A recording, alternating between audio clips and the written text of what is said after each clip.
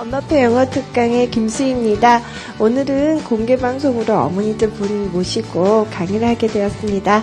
그동안 집에서 영어 열심히 가르치고 계신지요? 자, 오늘은 우리 아이 영어 학원에 안 보내도 될까요? 라는 어머니 분들이 다 이맘때쯤에 불안한 마음으로 가지고 계신 질문에 대해서 제가 또 몇 말씀 드리고 함께 생각하고 하는 시간을 가져보도록 하겠습니다. 자, 그러면 제일 처음 순서로는 학원이라는 화두라는 이야기인데요. 아이가 한 4세만 넘어가면 어머니들이 다 고민을 시작하시죠. 학원을 보내야 되나 마나. 너무 학원도 많고 애 할 것도 많은데 시간은 없고 아이는 또 그 학원에 맞는지 어떤지도 모르겠고 하는데요. 학원이라는 게 참 어떻게 보면 있어서 고마운 존재이기도 하고요. 그죠? 왜냐하면 사람이라는 게 항상 이렇게 배우고 싶은 게 많은데 그걸 어딘가에서 충족하려면 가르치는 곳이 있어야 하잖아요. 그런데 문제는 이제 또 비용이 지출되고 또 아이의 그 소중한 시간이 많이 나가기 때문에 어떻게 하면 학원을 최소로 제일 적정하게 그 보내면서 또 아이는 훌륭하게 배우고 클 수 있나 그런 고민들을 다 하시게 되시죠. 그래서 오늘은 이제 또 학원을 주제로 해서 제가 용감하게 얘기를 나눠보겠습니다.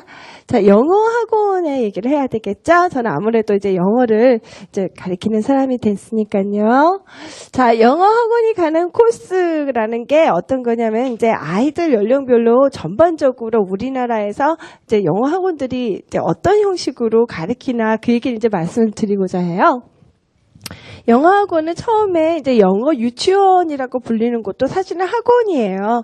학원이기 때문에 이제 벌써 4, 5, 6세 그때부터 이제 시작이 되죠. 그러면 그 4, 5, 6세 때는 뭐가 제일 이제 크게 관건이 되냐면 학원에서 가르치는 거는 아이가 읽게 할 수 있는 거예요.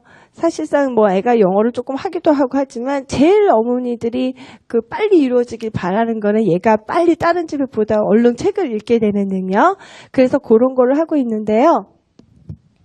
이제 처음에는 학원에서 가르치는 게 이제 5세, 7세 이쯤에는 이제 주로 가르치는 게 이제 파닉스죠. 그죠? 그래서 파닉스를 가르쳐요. 파닉스, 읽기, 거기에 기타 등등 이제 동요나 율동을 통해서 이제 뭐 발음을 배우고 그런 식으로 하게 됩니다. 그러다가 이제 학교를 입학해요. 학교를 입학하면 이제 8세가 되잖아요. 요때부터 이제 어머니들이 답답해지고 애도 하나도 안 느는 것 같고 그 증세가 보여요. 전반적으로. 이상하다. 이상하게 8세가 되는데 왜 7세 때보다 영어를 못하지라고 생각하시는 분들이 굉장히 많아요. 집에서 가르쳐도 그렇고 그게 영어 유치원을 졸업해도 그렇거든요.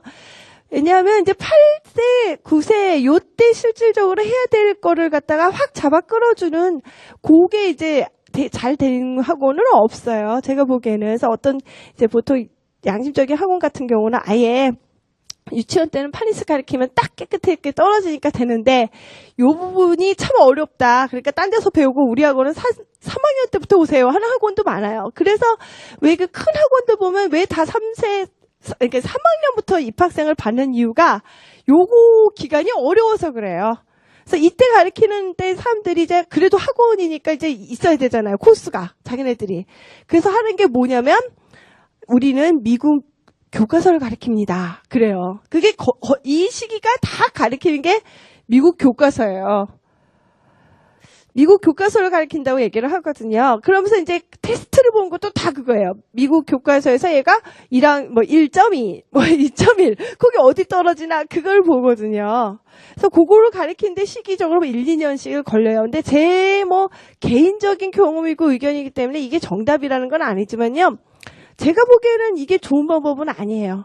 미국 교과서를 가르치는 게 진정 정답이라면 왜 10, 11, 12, 13세는 교과서를 안 가르쳐요?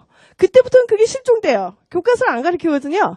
갑자기 이렇게 여기서 교과서 갖고 하다가 갑자기 휙 날라서 이때부터 갑자기 토플하느니 어쩌고저쩌고 하면서 굉장히 막 그렇게 되니까 이 학원이 가는 코스예요. 그리고 또 하나는 어머니나 학원이 주는 그 교과서 진도라는 게 굉장히 착각을 줘요. 그렇게 공부를 하면 아이들이 미국 그 현재 아이들 그러니까 미국의 애들과 무슨 그 영어 발달의 동시성을 유지한다는 그런 착각을 주는데 그렇지 않거든요. 얘가 그럼 미국에 갔어요. 이게 교과서 열심히 공부한 애가 간 거예요. 가가지고 이제 미국에 물어봐요.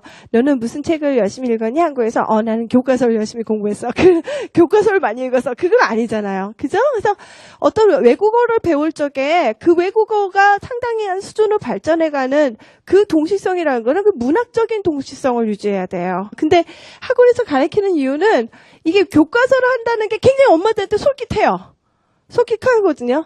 그 다음에 폼나 보여요. 미국 교과서 굉장히 폼나 보여요. 우리나라 교과서도 훨씬 이렇게 막 두껍고 폼나 보이잖아요. 근데 제가 이제 해보면요. 우리나라 애들 머리가 너무 좋은 거예요. 그리고 미국 교과서를 1학년 때 1학년 하는 거는요. 솔직히 말하면 이건 너무 시간적으로 전략적이지 않은 방법이에요. 그 교과서 이만한 거 붙들고 하는데 1년 걸려요. 또 이만한 1년이요. 그러면 2년이 채워지는 거예요. 그러면 3학년 이제 되잖아요. 이제 3학년이죠.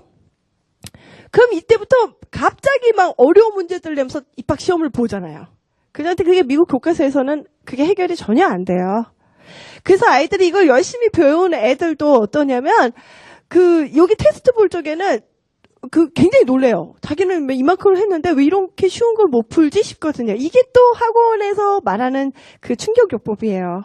너 이렇게 이만큼 공부했지? 우리 학원 들어오려면 이런 시험을 봐봐. 거봐, 너 그것도 모르지? 그러니까 여기서 배워야 돼. 이런 게 다 먹히게 돼 있거든요. 그런데 이제 집에서 할 적에는요, 미국 교과서 하셔도 돼요. 근데 이거 위주로 하시는 거는 그다지 좋은 방법이 아니에요. 이거를 하시되 그 속에서 몇 개만 뽑아서 하시면요, 우리나라 애들 머리가 좋기 때문에요, 엄청난 속도로